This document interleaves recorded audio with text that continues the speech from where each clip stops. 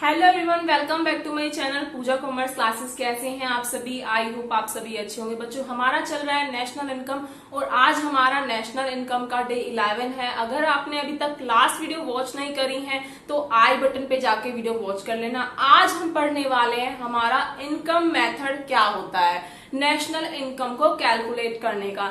Last video में हमने आपको बताया था कि हमारे कुछ 3 मेथड होते हैं जिनसे हम अपना नेशनल इनकम को कैलकुलेट करते हैं। और बच्चों, तीनों ही मेथड से आपका आंसर सेम आता है, बट इसका मतलब ये नहीं है कि आपको सिर्फ एक मेथड पढ़ना है। आपको पढ़ने तीनों मेथड पढ़ेंगे क्योंकि क्वेश्चन में आपसे कुछ भी पूछ सकता है। क्वेश्चन में आपसे पूछ सकता है कि इस क्वेश्चन को आप वैल्यू एडेड मेथड से सोल्व करेंगे, तो वहां पर आपको क्वेश्चन के अकॉर्डिंग चलना पड़ेगा। तो आइए, लास्ट में हमने आपको समझा दिया था वैल्यू एडेड मेथड क्या होता है। तो वैल्यू एडेड मेथड में हम क्या फाइंड करते हैं? जब वैल्यू एडेड से जीवीएएमपी, और जब हमारा जीवीएएमपी निकल जाता है तो इससे हम नेशनल इनकम फाइंड कर लेते हैं। तो आइए अब समझते हैं हम अपना इनकम मेथड। इनकम मेथड से हमारा क्या निकलेगा? एनडीपीएफसी, और जब हमारा एनडीपीएफसी फाइंड हो जाएगा तो हम अपना एनएनपीएफसी तक पहुंच जाएंगे। तो आइए, इनकम मेथड होता क्या है? अब जो जैसे वैल्यू एडेड था, वैल्यू एडेड में क्या था? प्रॉफिट जितना होता रहता है हर फेज पे उसको जोड़ के हम अपनी नेशनल इनकम कैलकुलेट करते हैं। ऐसे ही इनकम मेथड में क्या होता है? इनकम मेथड में होता है जितनी भी इनकम हम रिसीव कर रहे हैं उसको जोड़ दो, उससे हमारी क्या फाइंड हो जाएगी? हमारी नेशनल इनकम फाइंड हो जाएगी। तो आइए देखिए डेफिनेशन में क्या बोल रहा है। Income received by all the residents of a country for rendering their productive services are added up to obtain national income। इसमें क्या बोला है कि जो भी इनकम रिसीव होती है किसको? रेजिडेंट को, हमारी कंट्री के रेजिडेंट को जो भी इनकम रिसीव होती है किसके बदले? कोई प्रोडक्टिव सर्विस करने के बदले, मतलब कुछ काम करके उसको कोई इनकम रिसीव हो रही है तो उसको हम अपनी नेशनल इनकम में ऐड कर देते हैं। मतलब उस सारी इनकम का टोटल करके हम क्या फाइंड करते हैं? अपनी नेशनल इनकम फाइंड करते हैं। तो आई होप आपको इतना समझ आया होगा। अब समझते हैं कि इनकम हमें कहाँ कहाँ से होती है बच्चों। अब इनकम है, आपको ये सोचना पड़ेगा कि आपको कहाँ कहाँ से इनकम हो रही है। जैसे देखिए, आपका नॉर्मली आप कहीं जॉब करते हैं, जॉब करने के बाद आपको इनकम मिलती है, तो एक तरह से क्या हुआ? Compensation to employ.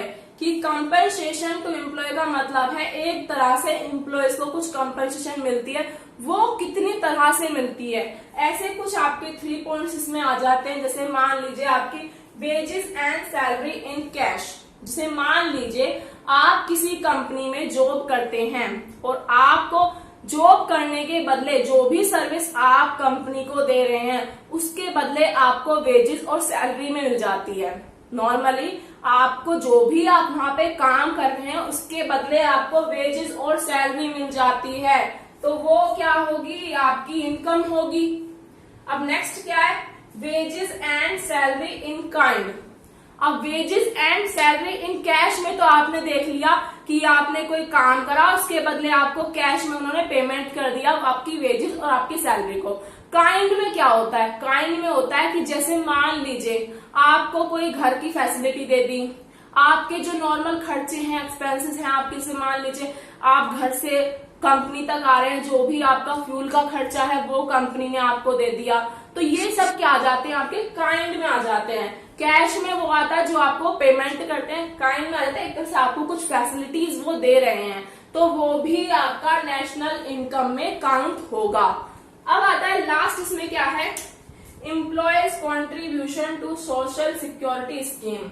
इसका मतलब होता है बच्चों, आपको पता होगा जैसे नॉर्मली कोई भी जॉब करता है तो क्या होता है? उसकी सैलरी में से कुछ अमाउंट कंपनी कट कर लेती है। जैसे मान लीजिए किसी की 20,000 सैलरी है, उसमें से कुछ 2-3,000 कंपनी कट कर लेती है, पीएफ में डालती रहती है।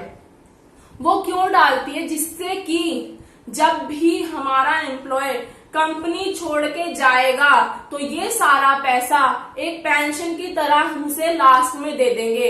इससे क्या होगा, उसकी एक सिक्योरिटी बन जाएगी कि इन फ्यूचर में जिस दिन वो कंपनी छोड़ रहा है उसके हाथ में कुछ पैसा तो होगा। अब हम उसे सारा पैसा एक साथ दे देंगे तो क्या होगा, जो एम्प्लॉय है वो सारा खर्च कर देगा, उसके पास अपना फ्यूचर के लिए कुछ नहीं रह पाने का। तो कंपनी एक पीएफ में डालती रहती है, उनके पैसे को कट करके लास्ट में जब वो कंपनी छोड़ते हैं तो उनको पेमेंट कर देती है पेंशन की तरह। तो ये वाला पॉइंट हमारा ये बताता है। तो बच्चों क्वेश्चन में आपको कंपनसेशन ऑफ एम्प्लॉय मिल जाता है। मान लीजिए क्वेश्चन में आपको कंपनसेशन ऑफ एम्प्लॉय अगर दिख गया तो आप क्या करेंगे, कंपनसेशन ऑफ एम्प्लॉय को नोट कर देंगे और ये सब आप नहीं ढूंढेंगे। कहते हैं ना, अगर खाना बना बनाया मिल जाएगा तो मेहनत क्यों करनी। तो खाने से मतलब होना चाहिए, फिर बनाने से मतलब नहीं होना चाहिए। अगर नहीं मिला खाना बना बनाया तो फिर आपको बनाना पड़ेगा। अब बनाने के लिए आपको सामान चाहिए, तो वो ये सारा आपका सामान है जिससे आप खाना बनाएंगे। तो यही कहा है, कंपनसेशन ऑफ एम्प्लॉय आपको मिलता है तो आपको कुछ नहीं देखना है, सिर्फ इसको उठा के लिख देना है। अगर ये नहीं मिलता है तो आप इस सारे मटेरियल को ढूंढेंगे कि वेजेस हमें कैश में मिलती है वो हमारे कंपनसेशन में आएगी, वेजेस हमें काइंड में मिलती है वो हमारी कंपनसेशन में आएगी, और employee contribution to social security scheme ये भी हमारा कंपनसेशन में आएगा। तो आई होप बच्चों आपको कंपनसेशन टू एम्प्लॉय तक बिल्कुल क्लियर हुआ होगा। अब समझते हैं रेंट एंड रॉयल्टी क्या होता है।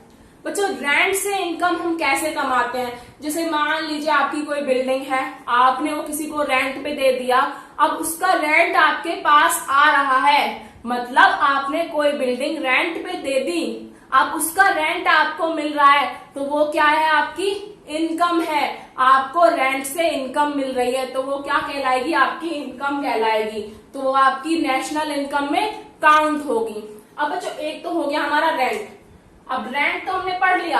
अब ये रॉयल्टी क्या होता है बच्चों, रॉयल्टी होता है जब हम किसी के नाम को यूज करके उससे पैसा कमाते हैं।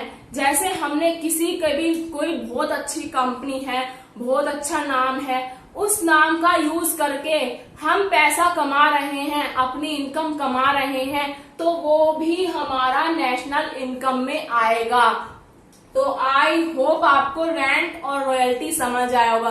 रेंट सिर्फ सिंपल है कि आपने कोई प्रॉपर्टी रेंट पे दी है, उसकी इनकम आपको मिल रही है। रॉयल्टी में क्या है, आप किसी का नेम यूज करके पैसा कमा रहे हैं, इनकम कमा रहे हैं, तो वो आपकी आएगी नेशनल इनकम में। आई होप आपको यहाँ तक क्लियर हुआ होगा। और नेक्स्ट होता है इंटरेस्ट। इंटरेस्ट से हमें इनकम रिसीव होती है, वो कैसे मैम, जैसे मान लीजिए आपने 10,000 रुपीज लोन पे दे दिया, अपने फ्रेंड को लोन पे दे दिया, अब वो आपको इसका इंटरेस्ट भी पे करेगा। मान लीजिए अब वो आपको 11,000 रुपीज पे करेगा, तो ये जो 1,000 है ये आपका इंटरेस्ट है, तो इसको आप कमा रहे हैं, तो ये क्या कहलाएगी, आपकी इनकम कहलाएगी। तो इसको हम अपना इनकम में काउंट करते हैं। नेक्स्ट आता है बच्चों हमारा प्रॉफिट। जब हम एम्प्लॉयज थे, मतलब हम किसी कंपनी में काम कर रहे थे, तब तो हम सैलरी और वेजेस ले रहे थे, काइंड्स की फॉर्म में ले रहे थे। बट अगर हम किसी कंपनी के मालिक हैं, अगर हम कोई कंपनी चला रहे हैं, तो हम क्या अर्न करेंगे, हम प्रॉफिट अर्न करेंगे। तो प्रॉफिट क्या कहलाएगी, हमारी इनकम कहलाएगी। अब बच्चों क्या होता है, प्रॉफिट जब होता है तो उसको हम बहुत से पार्ट में डिवाइड कर देते हैं। वो कैसे, मान लीजिए कंपनी को बहुत सारा प्रॉफिट हुआ है, जितना भी हुआ। अब ऐसा तो नहीं है कि कंपनी जाके अपना बैंक अकाउंट खोलेगी, उसमें अपना सारा प्रॉफिट रख देगी, नहीं बच्चों। वो क्या करेगी, सबसे पहला काम जो होगा कंपनी का वो होगा टैक्स पे करना, जो बहुत ही भारी काम है। टैक्स पे करना कंपलसरी होता है। अगर गवर्नमेंट ने आपके ऊपर टैक्स लगाया है डायरेक्टली, तो आपको वो पे करना ही पड़ेगा। तो सबसे पहले अपने प्रॉफिट में से कंपनी अपना टैक्स पे करेगी। आफ्टर टैक्स पे करने के बाद जो भी हमारी कंपनी में एम्प्लॉयज वर्क कर रहे हैं वो उनमें डिविडेंड डिस्ट्रीब्यूट करेगी। और बच्चों आप अकाउंट में पढ़ेंगे डिविडेंड के बारे में क्लियरली। डिविडेंड भी आपका बहुत तरह से दिया जाता है कि जैसे मान लीजिए इक्विटी शेयर होल्डर और आपके प्रेफरेंस शेयर होल्डर होते हैं, तो जो डिविडेंड रेट होता है आपका प्रेफरेंस शेयर होल्डर का वो आपका फिक्स्ड होता है। उनको चाहे कंपनी को कितना ही प्रॉफिट हो जाए, मान लीजिए इस साल कंपनी को 1 करोड़ का प्रॉफिट हुआ है, तब भी उन्हें 5% रेट ऑफ इंटरेस्ट मिलेगा अगर हमने फिक्स किया हुआ है। अगर कंपनी को 5 करोड़ का प्रॉफिट होता है तब भी उनको 5% रेट ऑफ इंटरेस्ट ही मिलेगा, उनको इससे ज्यादा नहीं मिलेगा। और अगर इक्विटी शेयर की बात आती है तो उनको मिलता है कंपनी के प्रॉफिट के अकॉर्डिंग। अगर कंपनी का प्रॉफिट नहीं हुआ अच्छा तो उनको कोई डिविडेंड नहीं मिलता है, बट अगर कंपनी का प्रॉफिट अच्छा होता है तो उनको डिविडेंड भी अच्छा मिलता है। तो हमारे नजर में इक्विटी शेयर होल्डर को सही माना जाता है according to preference shareholder. तो आई होप आपको इतना पता चला होगा कि नॉर्मली प्रॉफिट से हम डिविडेंड भी डिस्ट्रीब्यूट करते हैं। नेक्स्ट आता है रिटेन अर्निंग।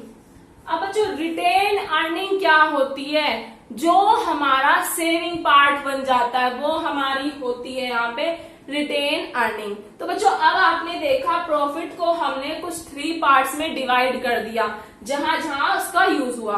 अब इतना बच गया, इतना मान लीजिए 1 करोड़ का प्रॉफिट था, हमारा 1 करोड़ का प्रॉफिट हुआ था, उसमें से हमने अपना 20 लाख का रेंट पे कर दिया और 30 लाख का हमने डिविडेंड डिस्ट्रीब्यूट कर दिया। अब बचा हुआ 50 लाख हमारा क्या रहा? रिटेन अर्निंग रहा। तो अब ये टोटल क्या बना? हमारा प्रॉफिट बना। तो अगर क्वेश्चन में आपको प्रॉफिट डायरेक्टली गिवन है तो आप कुछ नहीं करेंगे, इसको इग्नोर कर देंगे, प्रॉफिट को नोट कर देंगे। अगर प्रॉफिट गिवन नहीं है तो आपको ये सब देखना होगा कि प्रॉफिट आपका कहाँ से आता है। तो देख लीजिए खाना बना बनाया मिल जाएगा तो आपको सिर्फ खाने से मतलब है, बनाने से मतलब नहीं है। अगर नहीं मिलेगा फिर आपको बनाना पड़ेगा। तो आपको ये सब देखना पड़ेगा कि ये गिवन है क्वेश्चन में या नहीं गिवन है। अगर प्रॉफिट गिवन होगा तो कोई जरूरत नहीं है। अब बच्चों ये तो हमने कुछ 4 पॉइंट पढ़ लिए। कंपनसेशन से हमें इनकम मिलती है, रेंट और रॉयल्टी से हमें इनकम मिलती है, और इंटरेस्ट से और प्रॉफिट से हमें इनकम मिलती है। अब बच्चों आती है एक आपकी मिक्स्ड इनकम। अब मैम ये क्या होती है मिक्स्ड इनकम? मिक्स्ड इनकम वो इनकम होती है जो हम नॉर्मली इनमें नहीं पढ़ पाए हैं। जैसे मान लीजिए आप रोड साइड पे देखते हैं सब अपना कुछ ना कुछ बिजनेस चला रहे हैं, कोई सेब बेचता है, कोई दूसरा फ्रूट बेच रहा है, कोई सब्जी बेच रहा है, कोई जूते की दुकान कर रहा है। मतलब ये छोटी छोटी चीजें जो होती हैं इनको हम काउंट नहीं कर पाते हैं, तो उसको हम काउंट करते हैं अपना मिक्स्ड इनकम में। जो सारा हमारा छोटी छोटी दुकानें हैं उनको टोटल करने के लिए हम किस में जाते हैं? मिक्स्ड इनकम में। तो आई होप बच्चों आपको इनकम मेथड क्लियर हुआ होगा कि इनकम मेथड में आपको क्या क्या पॉइंट अपने माइंड में फिक्स करने हैं। तो देख बच्चों आपको इनकम मेथड क्लियर हुआ होगा। आपको ये 5 पॉइंट याद रखने हैं और इनके सब पॉइंट भी याद रखने हैं। आपको डायरेक्टली क्वेश्चन में पॉइंट गिवन होगा तो सब पॉइंट की आपको जरूरत नहीं है, बट डायरेक्टली क्वेश्चन में बहुत कम गिवन होता है तो आपको सभी ध्यान में रखना है।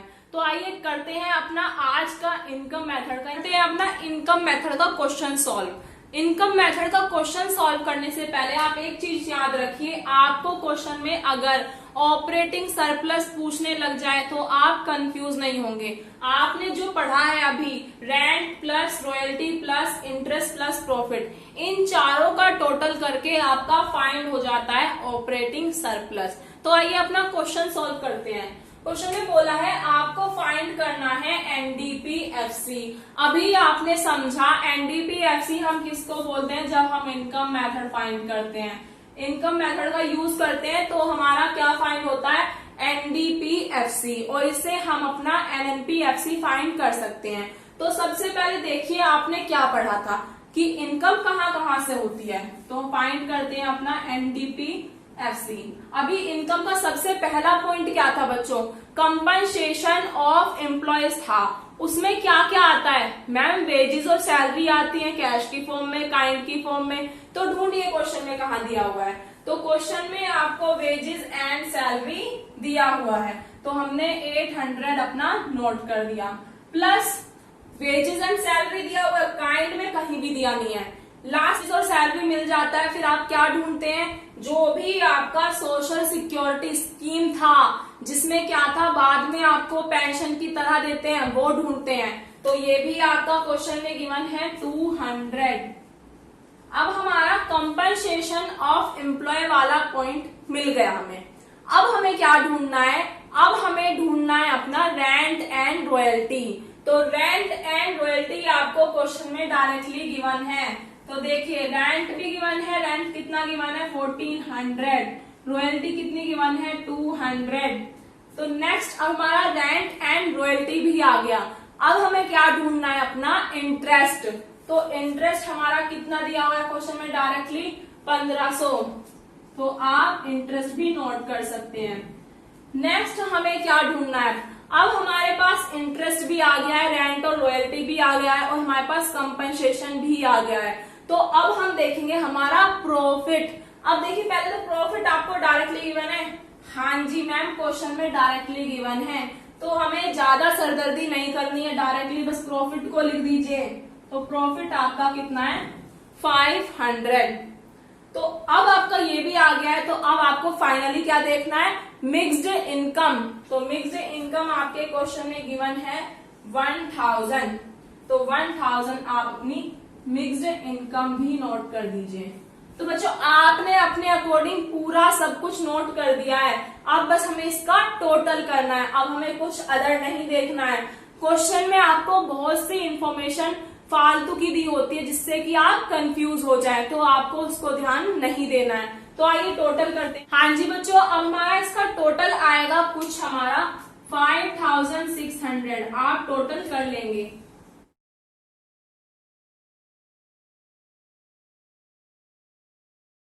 आपको वीडियो पसंद आया तो चैनल को सब्सक्राइब कर लेना, बेल आइकन को प्रेस कर लेना। अगर कोई भी डाउट है तो आप मुझे इंस्टा पे फॉलो कर सकते हैं और अपने डाउट पूछ सकते हैं। तो आज का होमवर्क क्वेश्चन आप सभी कमेंट बॉक्स में आंसर करेंगे। Thank you so much.